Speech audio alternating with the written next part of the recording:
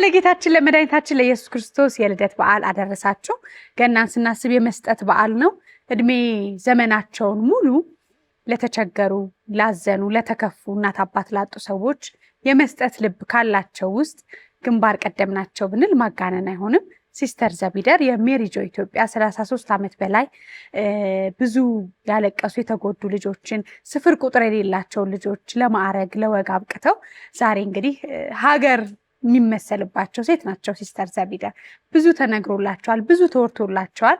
ንቁ እንቁ ሴት በሚል ደግሞ የሀገራችን እንቁ ሴት ናቸው። ብዙ አበርክተዋል። ለብዙ ሰዎች ትምህርት ናቸው ተብለው 2 ጊዜ ተሸልመዋል። አሁን ደግሞ የተቋሙ የበላይ ጠባቂ ናቸው። ልጆቻቸው ስለሳቸው ሲናገሩ እንግዲህ እንባ ነው የሚቀድማቸው። በጣም የምናከብራቸው ሴት ናቸው። እንኳን አደረሱት። እንኳን አብሮ አደረስን። መቅድዬ እንደምን አለሽ? ሲስተር ስለማከብር ስለምወድሽ አንቺ ልበል እንዳላረግ። እሺ እናቴ ተባረኪልኝ። እንኳን ለጌታችን ለመድኃኒታችን ኢየሱስ ክርስቶስ ልደት በዓል በሰላም አደረሰሽ አደረሳችሁ። አሜን። እንኳን አደረሰን። መስጠትን በትክክል ከአንቺ በላይ የሚያውቀው ሰው አለ ብዬ አላስብም። ምንድን ነው መስጠት? የሚሰጠው ጥቅም እረፍት ምንድን ነው? መስጠት ትልቁ ነገር በሃይማኖቱ ስናየው በክርስቲያኑም በሙስሊም ፈጣሪ ፊት ያቆምሻል። ሌላኛውን ቤት መስራት ነው። መስጠት ደግሞ በሳይንሱ ስንሄድ ፒቱታሪ ግላንድ ሴሮቶኒን ኢንዛይም የሚባል ያመነጫል። የሚያድስሽ፣ በፍቅር እንድትኖሪ፣ ሰላማዊ እንድትሆኚ፣ ከመጨናነቅ ነፃ የሚያደርግሽ፣ በሽታ መከላከያሽን እንዲያድግ ያደርጋልና በተለይ ደግሞ ለማታውቂው ሰው መኖር በጣም ያስደስታል። ለእኔ ደግሞ ስኬት የሚለው ለማላውቀው ሰው ስኖር ነው። በጣም ደስ ያሰኛል። ሲስተር ባዕድ ነገር ፊቷን አያውቀውም። ምግብ፣ ስኳር፣ ጨው ሁሉ አላቆመችም። ከውስጧ ያለው ጤነኝነት የሚነበበው ሁሉ በውስጧ ባለው ሰላም ነው ይላሉና ምን ያህሉን ሰዓት በእረፍት ትተኛለሽ?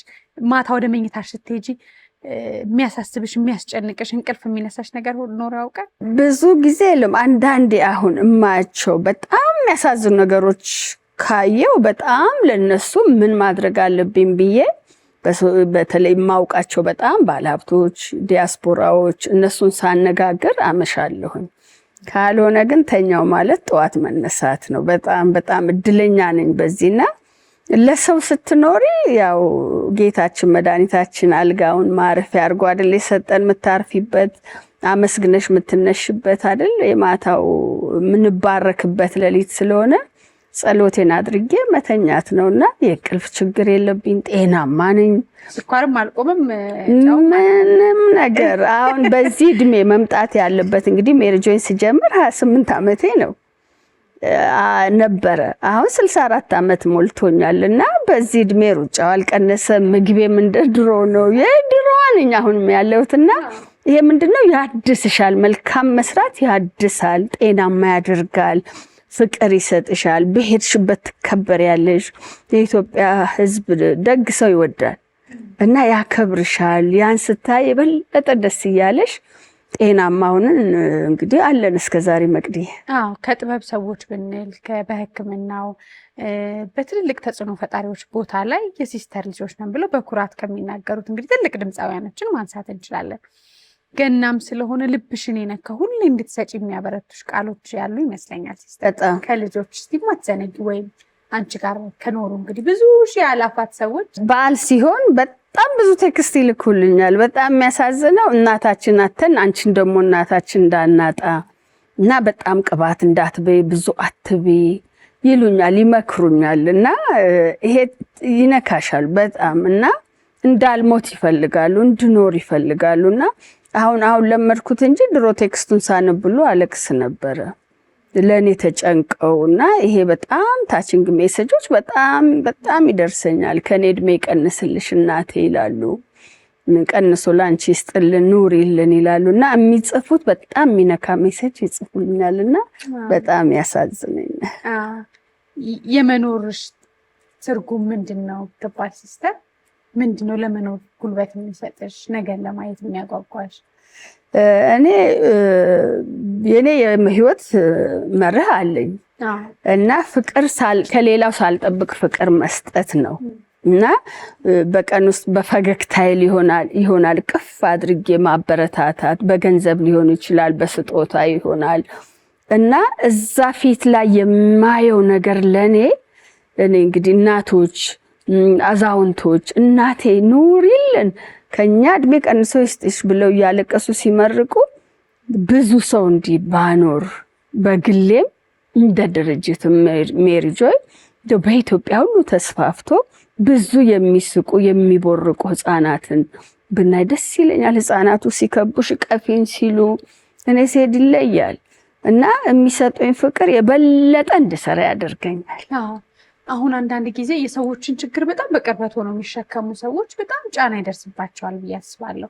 ችግርን መስማት በራሱ ምናልባት ችግርን ሰምተሽ መፍትሄ የምትሰጪ ሴት ነሽ። ብዙ አሁን ሕክምና ሆስፒታሉም ሁለተኛ የኩላሊት እጥበት ሌሎችም እንግዲህ እንደ ሀገር ያሉብንን ክፍተቶች ሜሪ ጆይ ብዙ እየሰራ ነው ያለው። ግን ደግሞ አንድ ሰው መጥቶ እለቱን ልትፈቺ ማትችውን ችግር ነግሮሽ ይዞ ያንን ተሸክመው መሄድ ራሱ በጣም የሚረብሽ ነገር ይመስለኛል። የዚህን ሁሉ ሺህ ሰው ችግር ሀዘን በቃ አንዳንዴ በጣም ለመስማት የሚሰቀጥጥ ነገር መጥተው እንደ እናት የሚያዋዩሽ ሴት ነሽ እና እንዴት ነው ከዛ በኋላ ወደ ራስሽ ህይወት ወስደሽ ሀዘን ውስጥ ጭንቀት ውስጥ ድብርት ውስጥ አልከተተሽም ወይ? ዛሬ ብዙ ያልተጠይቅሻል ይከታል። በተለይ አሁን የከበደኝ የመጣው እና እዛ ውስጥ ጠልቀን እንድንገባ ራዩን ይዤ የተነሳሁት የጎዳና ተዳዳሪ ልጆች። ሰላም የመቅዲ የሚዲያ ዩቲዩብ ቻናል ተከታታዮች፣ እያያችሁ ያላችሁትን እየወደዳችሁት ነው ወይስ? እስቲ ሀሳብ አስተያየታችሁን ከስራ አስቀምጡልን። ታዲያ ሰብስክራይብ አድርገው መመልከት እንዳይረሱ። ተደፍረው የሚመጡ በተለይ ወንዶቹ አውጥተው ለሰው አይነግሩ፣ ሄደው ሐኪም ቤት አይታከሙ እና ሲያወሩሽ ሁሉ በቃ እንዲህ ይዘው ነው የሚያወሩት እና ያማል። የእነሱ ነገር ያማል። እኔ እውነቴን ነው የምልሽ እና ብዙ አይቻለው። አነጋግረውኝ ሄደው በወሮስ ፈልጋቸው ሞተው አገኛቸዋለሁ እና ይሄ ያማል። የጎዳና ተዳዳሪ ህይወት በጣም ያማል። ህዝቡ አንደርስታንድ አላደረገም። በሁለት በሶስት ሰው ይደፈራሉ ሴቶቹ፣ ወንዱም በሁለት በሶስት ሰው ይደፈራል። የሚገርምሽ እና መደፈራቸውን የሚያውቁት ጠዋት ነው። ይሄ ስለሚጦዙ ኢቭን ማን እንደደፈራቸው አያውቁም። እና ይሄ ያማል። በቃ በጣም በተለይ ጎዳና ተዳዳሪ ልጆች ጋር መዋል ከጀመርን በኋላ አመመኝ። በእውነት ነው የምልሽ። በቃ ያማል የነሱ ነገርና የሚያምሽ ደግሞ የኔስ ልጅ ሆኖ ቢሆን በጣም የሚገርመው በርዝ ሰርቲፊኬት የላቸውም። ክትባት ወልዳ አይደለም ኤምኤስኤች ተከታትላ እንደሌላው እናት አይደለም የምትወልደው። አድገው ደግሞ ትምህርት ቤት ማስገባት ሲፈልጉ የልደት ሰርቲፊኬት ስለሌለ ትምህርት ቤት አይገቡም። ብዙ መከራ አለባቸው። እኚህ ልጆች የሚፈልጉት ፍቅር ነው። ቀፊኝ ይላሉ። ትልቁ መተው ቀፊኝ ይላል። መታቀፍ አለውል እንድትያቸው ይፈልጋሉ። አሁን ደግሞ ማህበረሰቡ እየፈራቸው ነው የሄደውና እኔ ይሄን ግንዛቤ በደንብ ብንፈጥርና እንደው አንድ ጎዳና ተዳዳሪ ፍቅር እየሰጠ ነው። ቢገርምሻልኛ በደንብ ምግቡን ምኑን አድርገን ስንል ቡሌ እኮ ሞልቷል ይሉሻል። በፌስታል ያመጣ ሰው ይሰጠናል። እኛ የሚያቅፈን በርቱ ተማሩ የሚለን ነው ያጣ ነው ይላሉና ይሄ ያመኝ ነበር። አሁን ደግሞ ጀመረን። የኩላሊት ህመምተኛ ታፍኖ መጥቶ ብር የለውም ለመታጠብ እና ይሄን ትልቁ ሰው እናቴ ብሎ ሲያለቅስ በመከፈቱ አሁን አዋሳ ነው የከፈት ነው። አዋሳ እንግዲህ በቀን እስከ 22 ሰው ይታጠባል እና እንዴት ያለቀሱ እንደሚመርቁሽ። ከሞያሌ እኮ አዲስ አበባ እንሄድ ነበር፣ ከሞያሌ እኮ ወላይታ እንሄድ ነበር። እዛ ስንሄድ ደግሞ አንዳንዴ አይሰራም እንባላለን። ገንዘቡ መድኃኒት መግዣ እናጣለን። ከታጠቡ በኋላ መድኃኒት ይገዛሉ። እና ይሄን ስታይ ምኑን ሰራ ነው? ገና ብዙ መስራት አለብን እላለሁኝ። እና ይሄንን እንደው ለጎዳና ተዳዳሪም ለኩላሊት እጥበቱም መንግስትም ማህበረሰቡም መንግስት ብቻውን እኮ ምንም ብዙ ሊያደርግ አይችልም፣ የተለያዩ ኃላፊነት ስላለ። ግን ቅድሚያ ለሚሰጠው ቅድሚያ ብንሰጥ። አሁን በቅርብ እንኳን አዋሳ በጣም የሚገርምሽ በ3 በ4 በ5 እጥበት ሄዳኑ አሉ። ትላንት ራሱ ደውለው ሲነግሩ ነበር። ወልዳ ኩላሊቷ ፌል አደረገ ደም ብዛት ስለነበረበትና እርግጠኛ ትሞት ነበር ወላይታ እስክትደርስ። ግን ከሪፈራል ሆስፒታል እኛ ጋር መጣች፣ ታጠበች፣ ደህና ሆና ሄደች። አሁን 3-4 ስትታጠብ ትድናለች። ብዙ ጊዜ ወላዶች ሲሞቱ ታያለሽ እዛ ዳያሊሲስ ያለበት ቦታ ወይ አዲስ አበባ ወይ ይሄንን እንደ አንድ ማሽን በየሆስፒታሉ ቢኖር። በእርግጥ ባለሙያው በጣም ውድ ነው፣ ግን መንግስት እንዲህ አይነት ሰዎችን ስልጠና ሰጥቶ እንደው ትኩረት ቢሰጥ ሌላው ደግሞ እዛ ደረጃ እስክንደርስ ባንቆይ ቼክአፕ አናደርግም። በጣም የሚገርምሽ በትንሽ ብር የኩላሊትሽን ጤንነት በአመት አንድ ሰው ቼክአፕ ቢያደርግ በቃ ደረጃውን አልፎ መሽናት ሲያቅተው ሲታፈን ነው ሰው ሆስፒታል የሚመጣውና ይሄንን እኛ አዌርነስ በቃ ግንዛቤ ማስጨበጥና አባል ሰው ከሆነ እኛ ጋር በነፃ ቼክአፕ ሁሉ በአመት አንዴ ልናደርግ ነው። ምክንያቱም በአጋጣሚም ከአሜሪካ የመጣች ዲያስፖራ ነበረች እኔ ጋርና ስለሱ እያወራን ነበር። ኢትዮጵያ ውስጥ ትልቁ ችግር ቼክአፕ ስለማያደርጉ ነው። አሜሪካ ሰው በጣም ቼክአፕ ስለሚያደርግ ቁጥሩ አነስተኛ ነው። ቶሎ ደረጃው መጨረሻ ደረጃ እስኪደርስ አይጠበቅም። እና ባካችሁ ግንዛቤ ማስጨበጫው ላይ ትኩረት አድርጉ። በጣም ብዙ ሰው ነው አሁን ወደ እናንተ ሊመጣ የሚችለውና ግንዛቤ ማስጨበጫውን ብትሰሩ ጥሩ ነው ያሉትና ምን ያህል ቼክ አድርገሽ ታውቂያለሽ? መቅዲ ታውቂያለሽ? እያልሽኩ ወይ ጉድ እያልኩ እኔ እንኳን በእውነት እኔ ነርሶኛ አሁን ያደረግኩት አንቺን ተይው ስንስቅ ነበር ከይጌ ጋር እስቲ እናርግ ብለን ውጤታችን ትንሽ አይ ነበር የኔም ጭምር። ከዛ ግን መለስ ነው በቀላሉ በመጠጫው ሻይና በመጠጫው አመጋገብ በተለያዩ ጁሶችን በመውሰድ በአንድ ወር ውስጥ ወደ ቦታው ትመልሻለሽ። እኛ ይሄን ሁሉ ግንዛቤ ልንፈጥር ነው ታጥቀን የተነሳ ነው። ያው በጣም የተገባ ነገርም ነው ብዬ አስባለሁና ያው አሁን ችግሩንም እንደሚያይ ሰው በጣም ከችግሩ ቅርብ ከሆነ ሰው በላይ መፍትሄውን አዋቂ አለ ብዬ አላስብምና ብዙ ናቸው እንግዲህ እናት አባት በግጭት ጎዳና የወጡ አሁን ምንጩ ምንድነው ስንል ብዙ ምክንያት አለና እንደ ወላጅ አንቺም ጥሩ ልጆችን በራስሽም ከአብራክሽም በትዳርሽም ብዙ ትምህርቶች አሉና ምን ትመክሪያለሽ ሲስተር? ወላጅ ምን ይሆን አለበት? ልጅን ወደዚህ ምድር ከማምጣታችን በፊት ወደ ሴትነት ልመጣ ነው። አሁን ያው ከእናትነትም ሴትነት ይቀድም እንደሆነ ከሴትነትም እንጀምር። ያው ዋናው እንግዲህ እናት ኃላፊነት አለባት። እኛ እድለኞች ነን እኮ ጸጋውን አብዝቶ ነው ፈጣሪ የሰጠን። ግን ያንን ጸጋችን ስንት ሴቶችና እንቀበለዋለን ነው ገብቶሻል አለ። ዛሬ እንጋባለን፣ ልጅ እንወልዳለን፣ ኑሮ የምታዩ ነው፣ እንፋታለን፣ ልጅ ብቻውን ያድጋል። በጣም የሚያሳዝን ብዙ ታሪክ ስላለን ነው። እና እኔ እናት ሴትነት ትልቅ ጸጋ ነው ከፈጣሪ የተሰጠን ትልቅ ጸጋ። ጌታችን አዳምን ከፈጠረ በኋላ አይደል ያለውን እሱ ጋር ያለውን ክፍተት አይቶ እኮ ነው ከግራ ጎን ወስዶ እኛን የፈጠረን። እኛ እነሱ አንድ ዳይሜንሽን ናቸው፣ ፎከስዶ ነው አንድ ነገር ላይ ነው። ወንዶች ብዙ ጊዜ ስሰሪ ጎበዞች ናቸው፣ ፎከስዶ ነው ይሰራሉ። እነሱ ጋር ያለውን ድክመት ደግሞ ሶፍትዌሩን አራት አድርጎ እኛ ላይ ጫነብን፣ ጸጋውን አበዛልን። ይሄ ምንም ይካድ አይደለም፣ ሳይንስ ያጠናው ነገር ነውና ነገር ግን ስንት ሴቶች እናትነት ለኔ ጸጋ ነው ብለን እንቀበላለን።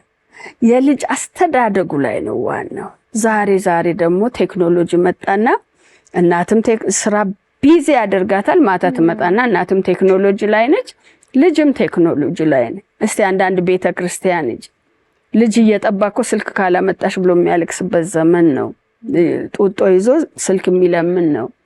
እስቲ በየቦታው ላይ ቴክኖሎጂው የኛ አስተዳደግ ነው አሁን ዛሬ ነገሮችን ሁሉ ከመስመር እያወጣ ያለውና ድሮኛ እናቶቻችን አባቶቻችን እኮ ከፈጣሪ በታች የሃይማኖት አባቶች ናቸው በሁሉም ሃይማኖት ብትሄጂ። ከዛ በኋላ ግን እናትና አባት ይከበራል። ዛሬ ልጅ እናትን እኮ አይሰማም፣ አባትን ይሻላል ደግሞ አዎ እናትን አይሰማም ሁሉ አሉ። እናታቸውን ሁሉ ወረውራው በጣም እንትናቸው እናት እየተከበረች አይደለም። ሲያድጉ ደግሞ ኮምፕሌን የሚያደርጉን በደንብ ስላላሳደግሽን የሚሉትም እናትነትን ነው። ስለዚህ ገና ከማግባታችን በፊት እኔ እንዲያውም እንደው ሚዲያዎች አንዳንድ እናትነት ላይ አስተዳደግ ላይ የፓረንቲንግ የሚለው ፈረንጆቹ የሚሉት እኮ በጣም እነሱ ጋር እኮ በጣም ተምረው ነው ልጅ የሚያሳድጉት። ስለዚህ ሳይኮሎጂካሊ ልጁ ላይ የሚመጣውን ነገር ሁሉ የስነ ልቦና ውድቀት ብዙ ህጻናቶች እኮ በትምህርታቸው እየደከሙ የሚመጡት እኮ ቤት ውስጥ የምናደርገው አያያዝ ነውና እዚህ ላይ በደንብ ስልጠና ቢሰጥ እኮ ሀገር እንገነባለን። ዛሬ የምናየው ነገር እኮ ያስተዳደግ ችግር ነውና እናት ላይ እኔ ይህንን ኃላፊነቱን እናት ብቻ ትውሰድ አይደለም፣ ግን እናት ትልቁን ድርሻ ትወስዳለች። ከጽንስ ጀምሮ እኮ ነው ልጅ እየሰማ የሚያድገው። ይሄንን ባልስ ያውቃል ወይ? ባልስ ትሪት ያደርጋል ወይ? እኔ አንዳንድ ቦታ ላይ በጣም አዝናለሁ። አንድ ብሔረሰብ ሴትና ዕቃ አንድ ናቸው፣ ከቤት ዕቃ አትለይም ያለኝ አንድ ገጠር ሄጄ ያሉኝ አሉ። ዛሬ ሰልጥነናል እንላለን እኮ ባልን ቆማ እርጉዞና ቆማ የምታበላበት እሷ ሳትበላ ከልጅ በኋላ የምትበላ አለች። ይሄ ባለበት አገር እሷ የምትወልደው ልጅ እንዴት ነው ለአገር የሚጠቅመውና እኔ ሴቶች ላይ በጣም መሰራት አለበት። ደስ የሚለው ግን ከደርግ ጀምሮ የሴቶች ቢሮ አለ፣ በኢህአዴግ የሴቶች ቢሮ አለ፣ አሁን የሴቶች ቢሮ አለ። ምንድነው ፕራዮሪቲ ሰተን መስራት ያለብን? ይሄ በደንብ ቢታይበትና በተለይ እኔ ፓረንቲንግ ላይ እናትነት ቤተሰባዊነት ላይ ቢሰራ ቤተሰብን ገነባሽ ማለት እኮ ቤተሰብ ያሳደገው ሰው ነው እኮ አገር መሪ የሚሆነው ሚኒስተር የሚሆነው። ዛሬ በየቢሮ ስትሄጂ እኮ በጣም ታያለሽ። አስተዳደጉን አይተሽ ብለሽ ትወጫለሽ። ልጆቹ መተው የሚሉት ነገር አለ እንዳልነው ብዙ ከሙያዊው አንዳንድ ጊዜ ከተጻፉት ይልቅ በህይወት ያለውን ስታዩ እንደ ሀገራችን ባህል፣ ወግ፣ የኑሮ ሁኔታ፣ የኢኮኖሚ ሁኔታ ደግሞ ምን ሰማቸው ነገሮች አሉና ልጆች ብዙ ጊዜ እናትነት ብለው የሚገልጹት እንዴት ነው? ምን መሆን አለበት? ሲስተር ካንቺም ልምድ ጠዋት ተነስተሽ ለልጆችሽ ምን እንደምታደርጊ እስከማት የአንድ ቀን ውሎሽ ቢባል እናትነት ሆነሽ የምታደርጊ፣ ምክንያቱም ብዙ ኃላፊነት አለብሽ። እንዴት ነው የምታብቃቂ የሚለውን እኔ ራሴ ማወቅ ፈለግኩ። ይኸውልሽ አሁን ድሮ ይሄ ከኢኮኖሚ ጋር እናትነት ቤተሰብ እየተያያዘ መጥቷል። ትምህርት ቤት ስትሄጂ ኮምፒቲሽኑ ይሄ በቃ አለ አይደል የሚያዩት ነገር። ዛሬ በስልክ ልጆች ይወዳደራሉ፣ በላፕቶፓቸው ይወዳደራሉ፣ በተለያየ ነገር። አሁን የደረስንበት ነገር ያስቸግራል። በችግር ለማደግ እኮ እኛ አድገናል። ፍቅር ነው። ገብቶሻል አይደል? ለቤተሰብ ትልቁ ነገር ፍቅር፣ ልጆችሽን ማዳመጥ። ዛሬ እናዳምጣቸዋለን። እናት አባትስ ቢሆን ልጅሽ እንደው በደንብ አዳምጠሽ ምን እንደሚፈልግ እንዲህ ያየሽው ልጅሽን አጥንተሽው ታውቂያለሽ። ሲያድጉኛ ከወጣቶች ጋር ስንወያይ እኮ ቤተሰብኛን አያዳምጠንም አያውቀንም ይላሉ። እንደገና መልሰን ደግሞ ወጣቱን እንወቅሰዋለን። ጋይድ አድርገነዋል ወይ? ይሄንን ነው የኔ ለትንሽ ለየት ይላል። ልጆቼ በሃይማኖታቸው እንዲጠነክሩ ሰርቻለሁ። በጣም እንዲሰሩ እንዲጸልዩ፣ ሳይጸልዩ መውጣት ከቤት አይፈቀድም። በሃይማኖት ኦርቶዶክስ ነኝ። ጸበል ሳይጠጡ ትምህርት ቤት መሄድ አይፈለግም። ቅዳሜና እሑድ ቤተክርስቲያን የግድ ነው። ይሄን በቃ ፈጣሪ ሁሉን ነገር ለነሱ እንደሚያደርግ አድርጌ ቀርጬ ነው ያሳደኩት። እችን ለሊት ተነስተን ጊዜ እንወስዳለን። ማታ አድገው ሁሉ የጸሎት ፕሮግራም ይመሩ ነበር። ይሄን ሰርተናል ወይ? በሃይማኖታቸው በትምህርታቸው ብቁ እንዲሆኑ ሰው እንዲያከብሩ አርገናቸዋል። ኢትዮጵያን እንዲወዱ አርገናል ወይ? ይሄ ነው። ልጅና እናት ልጅና አባት ተለያይቷል። አባት ለሊት ስራ ይወጣል፣ ትራንስፖርት የለም። ማታ ይገባል፣ ልጆች ተኝተዋል። ለሊት ልጆች ትምህርት ቤት ይሄዳሉ። ሳይገናኙ ልጆቹ ያድጋሉ። መከባበሩ ይጠፋል። ይሄንን እኔ ብዙ ጊዜ እላለሁ። በሁሉም ሃይማኖት ልጆች ላይ መሰራት አለበት። በሙስሊም ወይ በክርስቲያኑም ብትይ መሰራት አለበት። ፈሪሃ እግዚአብሔር የሌለው ቤተሰብ፣ ፈሪሃ እግዚአብሔር የሌለው ልጅ ለአገር አይጠቅምም። እውነቴን ነው የምልሽ። ለአገር እንዲጠቅም ነገ ኢትዮጵያ እንዲያስብ አድርጎ ማሳደግ ያለብን ፈሪሃ እግዚአብሔር ሲኖረው ነውና ይሄ ከቤተሰብ ጋር የተራራቀ ሕፃን ሲያድግም ተራርቆ ነው የሚያድገውና እዛ ላይ ሰርቻለሁ ያስባለሁ። እግዚአብሔር ይመስገን አላሳፈረኝም። በጣም ደስ ያሰኛል። ከዛ ውጭ እንግዲህ አሁን ንቁ ሴት ደስ የሚል ነው አይደለ? የነቃች ሴት የበቃች ሴት መመስገን አለባት። ይሄንን ስንል ቅድም እንዳልነው ነው የምትመራው መስመር የምታስይዘው በጣም ከልጆች ጋር ከጽንስ ጀምሮ እናት ናትና እሷን መሸለም እሷን ማበርታት ሀገርንም ቤተሰቧንም ባሏንም ልጆቿንም ሰፈሩንም መንደሩንም ማስከበርና እንቁ ማድረግ ነው የሚል ሀሳብ የያዘ ነው። የበላይ ጠባቂ ነሽ። ምን አይነት ሴቶችን ነው እንቁ ብላችሁ? አሁን ሴትነት ራሱ ትርጉሙን ይሳተ ይመስለኛል ተተመጭበት ማውራት እስክንፈራ ድረስ ሴትነትን ፌሚኒዝም እየተባለ ከውጭው ባዕድ የሆነ ነገር ጋር እየተቀላቀለ መጥቶ ሴት ብሎ ማሞገስ ራሱ አሁን ትንሽ ወደኋላ ሰበር ያደርጋል። የእናንተ ግን ትክክለኛውን ትርጉም ያገኘ ይመስለኛል። እንዴት አሰባችሁት? እኔ አሁን ያልሱም ብዙ ፌሚኒስት ምናምን እሱ እኩል ነን እንዲህ ነን የሚሉት ሊሆን ይችላል። ይሄ ግን ምንም ክደው አይደለም። ቤት ውስጥ እኮ ቤቱን ማኔጅ ማድረገው እኮ እኔ ሴቷ ናት። ልጅ ጸንሳ አሳድጋ ልጇን ሼፓፕ አርጋ አባትም እንዳለ ሆኖ ትልቁን ነገር ከጽንስ ጀምሮ ቀና አስተሳሰብ ኖራት። ጽንስ ውስጥ እያለ እኮ ልጅ ይሰማል። የእሷ ቀና መሆን ልጇ ላይ ይሰራል። ባሏን ሼፓፕ ታደርጋለች እኮ አይደል? ከሌላ ኢንቫይሮንመንት የተገናኘን ሰዎች አንድ ቤት ስንኖር የኔ አመለካከትና የባለቤቴ አመለካከት ይለያል። ጌታ ሲፈጥረን እኛ ቅድም እንዳልኩሽ 4 አቅጣጫ የምናስብ ሰዎች ነን። አገናዘቡን ማለት አይደለም፣ ወንዶች በጣም ያገናዝባሉ። ነገር ግን ይሄ ባላንስ የማድረግ ነገር ያለው ሴቷ ላይ ነው። ብዙ ጊዜ እስቲ ቤት ውስጥ ማን ነው ኃላፊ? የቤት ሰራተኛ ካለ ሞግዚት ካለ ማኔጅ ሊደርሺፑን እኮ ሴት ቤቷ ነው የሚጀምረው። ቤት ባል አንዳንዴ ከመስመር ሲወጣ እኮ በትዕግስት ለልጆቼ ብላ ታግሳ የምትኖረው ማነች? እኔን የሰራችኝ እናቴ ናት። አንዳንዴ እንዲያውም አበዛችሁ እንደ ትዕግስቱን እኔ ላይ እላለሁኝ። ስለዚህ እናቴ ናት የሰራችን። ቤት ውስጥ 10 ወልዳ 5 ነን ያደግነው። ስለዚህ እኛ ላይ በጣም እናቴ ሰርታለች፣ ያውም ሳትማር። ስለዚህ እናቶች ልጅን ይሰራሉ፣ ባልንም ይሰራሉ አይደለም፣ ይደግፋሉ፣ መስመር ያስይዛሉ። የምንም ጥርጥር የለውም። ሁሉን ሳይሆን አንዳንዶቹ ከመስመር ስለሚወጡ ይሄን ችላ ብቁ ዜጋ የምታፈራ እናትን እንቁ ማለት አለብን። ቤቷን ከታች ተነስታ በቢዝነሱን ብታያት፣ በበጎ አድራጎቱ ብታያት፣ በትምህርት ብታያት፣ ረጅም አገር በእግሯ ተጉዛ እርግዝና ባለበት ዛሬ ጦር ሜዳ ብትሄጂ ሴት ጀግናዎች አሉ። እስከ ብርጋዴር ጀነራል የደረሱ ሴቶች አሉ። ለሀገራቸው ስንት ተዋግተው የመጡ ሴቶች። ስለዚህ እነኚህ ሴቶች ቤቱን ይዘው አስተዳድረው፣ ቢሮን አስተዳድረው፣ ቢዮንድ ሄደው ሌላ ስራ የሰሩ ሴቶች እንቁ ናቸው። ስለዚህ ለምን እሱን አንሸልምም በሚል ነው የተቋቋመውና በጣም የሚገርመው ከጀመርን በኋላ በተለይ እኔ መስራቾቹና ቦርዶቹን በጣም ላመሰግን እወዳለሁ።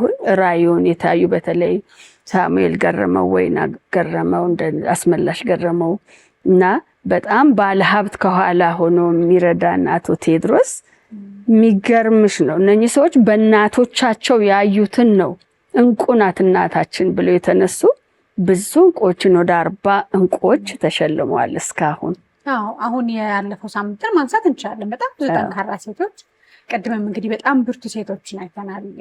ለማጠቃለያው ነው ሲስተር ካንቺ ጋርም ቆይታ እያደረግን ያለ ነው እና እነማን ይካተቱበታል? ከጥበብ ዘርፍ ከሕክምና አይቻለሁኝ፣ ከልብስ ዲዛይን የሚያደርጉ ብዙ ናቸው እና እንዴት ነው የምትመርጧቸው? ከመስፈርቱ ማለት ነው። ጥቆማ እንቀበላለን፣ ከዛ በኋላ እናጠናለን። ሪፈረንስ መቅዲ ብትባል መቅዲን የሚያውቃት ማን ነው? መቅዲ አስተዳደጓ እንዴት ነበር ያለው ይጠናና ለውድድር ይቀርባሉ። ቦት ይደረጋል፣ ይመረጣሉ። 10 ነው የሸለምነው። ከጥበብ አለ፣ ከጋዜጠኞች አለ፣ ከተለያዩ የቢዝነስ ሰዎች አሉ፣ ሐኪሞች ለአገራቸው ትልቅ አስተዋጽኦ ያደረጉ ከምንም ተነስተው የሰሩ በበጎ አድራጎቱም በፋሽን ውስጥ እነማናቸው አስተዋጽኦ ያደረጉ። በመንግስትም ቢሮ እንወስዳለን። ምንድነው እስቲ ቢዮንድ ይሄ ኤክስትራ የለም። ከስራቸው ከተሰጠሽ ኃላፊነት ሄደሽ ትንሽ እርምጃ ወደፊት ተራምደሽ የሰራሽውን ነው የምናየው እንጂ ቢሮ ገብቶ ለመውጣትማ ብዙ ሴቶች ቢሮ ገብቶ ይወጣሉ። ነገር ግን ቢዮንድ ሄደው ምን ሰርተዋል? ኤክስትራ ማይል ሮጠዋል ወይ? ለአገሬ፣ ለወገኔ፣ ለሙያዬ መስዋዕትነት ከፍዬ ይሄን ላርግ የሚሉትን ነው። ለየት ያሉ እንቁዎችን ነው የምንሸልም።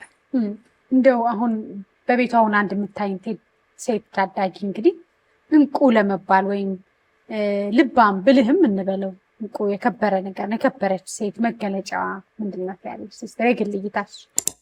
ሰላም ውድ ወዳጆቼ የመቅድዬ ሚዲያ ዩቲዩብ ቻናል ተከታታዮች ሰብስክራይብ አድርጋችሁ ማየትን አልዘነጋችሁም። እንዴት ነበር ፕሮግራሙ? ታዲያ የመቅድዬ ሚዲያ ዩቲዩብ ቻናልን ሰብስክራይብ፣ ላይክ እና ሼር በማድረግ ቤተሰብ ይሁኑ። የግል እይታዬ እኔ ቅድም እንዳልኩት ነው።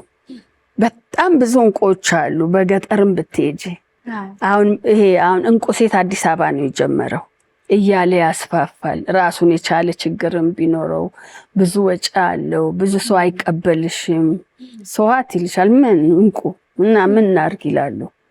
ስለዚህ ይሄ ትልቅ አንዲት ሴት ቤት ውስጥ ሆና ብቁ ልጆችን ካፈራች በትዕግስት ዛሬ የምናየው ነው እኮ ብዙ ፍቺ የበዛበት ዛሬ ተጋብተው በ3 ወር የሚፋቱበት ኢኮኖሚውን ቢያስቸግረን ብዙ ማህበራዊ ነገሮች ቢያስቸግሩንም መስዋዕትነት የሚከፈልበት ነው እናትነት።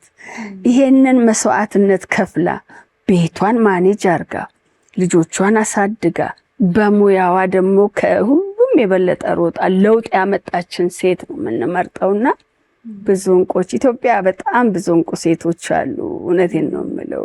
ብንሸልም አቅም ኖሮን ቢሆን ችግሩ ደግሞ ራሱን የቻለ ችግር አለ። ይሄንንም ስናዘጋጅ በጣም ደስ ያሰኛል። ሲስተር እንግዲህ በሌላ ጊዜ መጽሐፍ ነሽ ብዙ የሚነበብ ይሄ ሁሉ የህይወት ጉዞ ታሪክ ውስጥ እያንዳንዱ ቀን ውስጥ ብዙ ትምህርት፣ ብዙ ሀሳብ፣ ብዙ ነገሮች አሉ እና በጣም የተጣበበ ጊዜ ሰተሽኝ ከብዙ ኃላፊነቶች የበዓል ልዩ እንግዳ ነሽ ስል አክብረሽ ስለመጣሽ እግዚአብሔር ያክብረልኝ። ሁሌ ትሁት ነሽ ለሁሉ ሰው ለትንሹም ለትልቁም እና በጣም አመሰግናለሁ።